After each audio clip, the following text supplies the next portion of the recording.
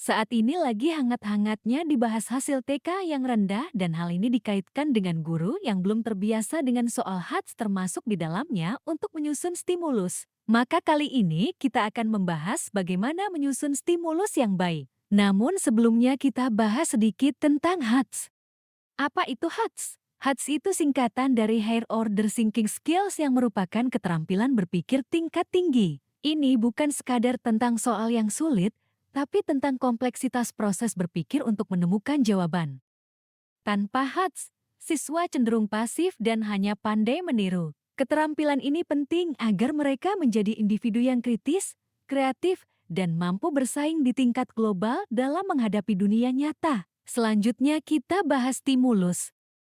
Dalam asesmen, HATS membutuhkan stimulus. Ini bisa berupa teks, grafik, gambar, atau data yang berbasis permasalahan nyata. Stimulus adalah media bagi siswa untuk berpikir, bukan sekadar mengingat.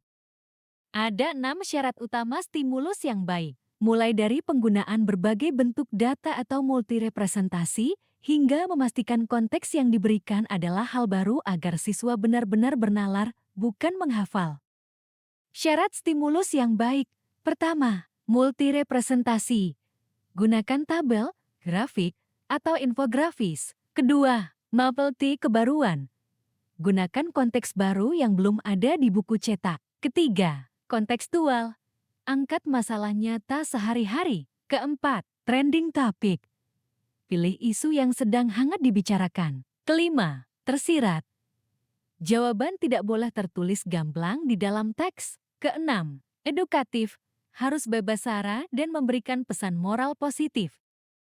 Guru dapat menyusun stimulus soal HATS yang berkualitas dengan memanfaatkan berbagai sumber valid mulai dari lembaga resmi pemerintah Kemendikdasmen dan BPS, media massa, hingga isu kontekstual dunia nyata yang disajikan secara multirepresentasi untuk mendorong penalaran kritis melalui konteks baru yang edukatif.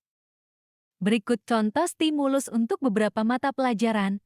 Contohnya di fisika, siswa menganalisis apakah mobil akan menabrak pohon. Di biologi, menganalisis kaitan ekosistem kelelawar dengan hasil kebun. Sedangkan di ekonomi, siswa diminta merumuskan solusi atas krisis harga di pasar. Dan di bahasa Inggris menyimpulkan makna tersirat dari suatu teks tentang AI dalam pendidikan. Penyusunan indikator soal HATS yang efektif dilakukan dengan menggabungkan komponen stimulus spesifik seperti teks, gambar, atau kasus kontekstual dan subjek sebagai murid atau siswa dengan kata kerja operasional level penalaran L3 dalam satu struktur kalimat yang memandu siswa untuk menganalisis, mengevaluasi, atau mengkreasi solusi. Contoh indikator soal sebagai berikut. Disajikan grafik data penurunan populasi kelelawar di sebuah daerah bersamaan dengan data penurunan hasil produksi buah durian di perkebunan warga selama 5 tahun terakhir, siswa dapat melakukan analisis hubungan sebab akibat dan memprediksi dampak interaksi antar spesies.